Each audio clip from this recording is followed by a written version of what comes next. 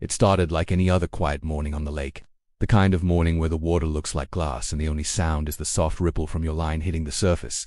I'd been coming out here for years, long before anyone thought about building a community nearby, and definitely before anyone started throwing around HOA rules like they applied to everything within sight. This spot, right along the edge of my property, was my favorite. It wasn't fancy, just a worn wooden dock, a cooler, and a folding chair that had seen better days, but it was mine. Always had been, at least, until they decided it wasn't. The development went up about a year ago on the far side of the lake. Big houses, clean landscaping, private roads, and of course an HOA that thought it controlled more than it actually did. At first, it didn't bother me. They stayed on their side, I stayed on mine. Then people started wondering. At first it was just a few residents walking near the shoreline, looking around like they were exploring. I didn't mind that much. The lake itself wasn't fully private, but the land around it, that was a different story.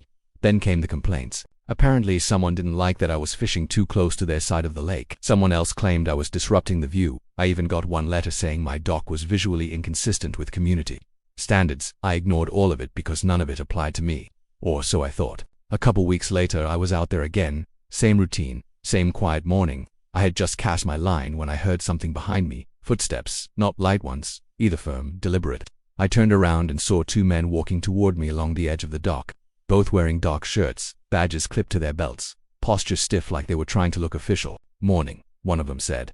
I nodded slightly. "Morning." He glanced at my fishing gear, then back at me.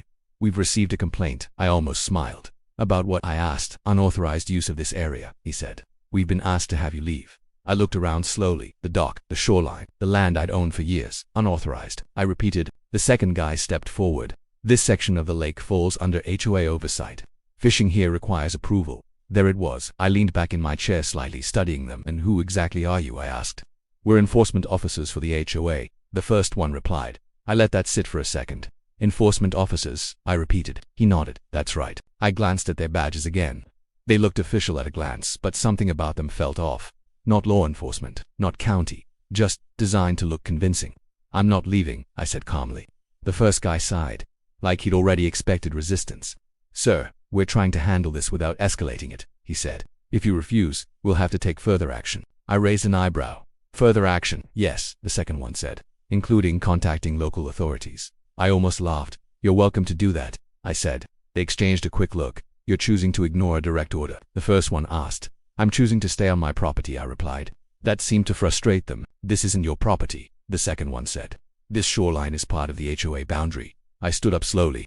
Now we were getting somewhere. "No," I said, looking him directly in the eye. "It's not." For a moment no one said anything. Then the first guy reached for his radio, another detail that looked official but felt off. "All right," he said. "We're going to call this in." "Go ahead," I replied. He stepped back, speaking quietly into the radio while the other one kept his eyes on me like I was about to cause trouble. I just stood there waiting because I already knew how this was going to end. About 15 minutes later a real patrol vehicle pulled up near the access road. Now that got my attention. An actual deputy stepped out. Professional. "Taking in the situation before walking over what's going on?" he asked. The first officer stepped forward quickly. "We've got an individual refusing to comply with HOA regulations. He's fishing in a restricted area and won't leave." The deputy looked at me. "Sir." I nodded toward the dock. "I'm on my property." The two HOA guys immediately shook their heads. "No, he's not," one of them insisted. "This entire shoreline," the deputy held up a hand. "Let me verify that." He pulled out his tablet, tapped through a few things, then looked up, and that's when everything shifted. He turned toward the two men. "This parcel belongs to him," he said. Silence. "Are you sure?" one of them asked, suddenly less confident. The deputy nodded. "Very sure." I could see it in their faces. The moment the story they'd been told stopped lining up with reality. "Well, we were informed," the first one started. "By who?" the deputy asked. They hesitated. "That's what I thought," he said. I picked up my fishing rod again, letting the line settle back into the water. "You guys done?" I asked calmly. They didn't answer right away. Instead, they looked at each other, then back at the deputy. Yet one of them muttered finally. They turned and walked back the way they came, a lot less confident than when they showed up. The deputy lingered for a moment. "You've been having issues with them?" he asked. "Off and on," I said. He nodded. "Might want to keep documentation, just in case." "I already do," I replied. He gave a small smile, then headed back to his vehicle. Within minutes the lake was quiet again, just like it had been before. I sat back down, cast my line, and watched the water. Same dock, same spot, same piece. The only difference, now they knew